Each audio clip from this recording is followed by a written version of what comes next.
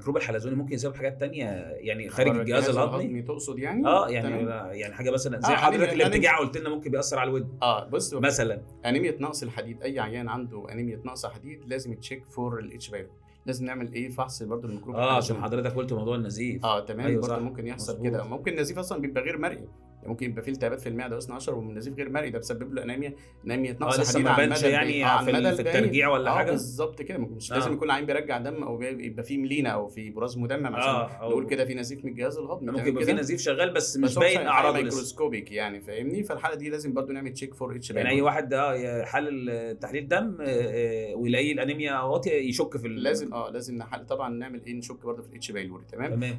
في حاجه نقص الوزن برضو، تمام، برضو بيعمل مال دايجيشن ومشاكل الهضم والقصه دي كلها. صعوبه في الهضم يعني. طبعا في زيك بتوع التغذيه دلوقتي بيطلبوا الاتش بايلوري، انت متخيل؟ خاصه اللي عندهم نحافه وكده لازم بيطلبوا لهم الاتش بايلوري عشان برضو لها علاقه، برضو ثبت لها علاقه بموضوع نقص الوزن. الغريب بقى كمان لها مشاكل في الجلد، يعني ساعات بيعمل طفح جلد كده. مشاكل في الايه؟ في الجلد، يعني في علاقه بالجلد ده. بص يعني في السنين الاخيره دي ظهرت ابحاث الميكروب الحلزوني ليه علاقه وطيده بالطفح الجلدي كمان، يعني دكاتره الجلديه اوقات بيعمل للعيان اتش بايلوري وريفير لدكاتره الجهاز الهضمي، لان الطفح الجلدي ده بيكون سبب الاتش بايلوري الميكروب الحلزوني. جديده. اما انا اقول لك انا يعني من كام سنه كده كان في عيان، ممكن يعني فاكر قصه عيان او اكتر يعني، كان عندهم مشاكل في الجلد، تمام، وكان معاهم مشاكل في المعده، وطلبنا الاتش بايلوري وعالجنا الاتش بايلوري والحاله بقت تمام وزي الفل. يقول لي يا دكتور انا المشاكل والطفح الجلدي اللي كان عندي ده خف خالص، ده انا لفيت على دكاتره الجلديه كتير جدا.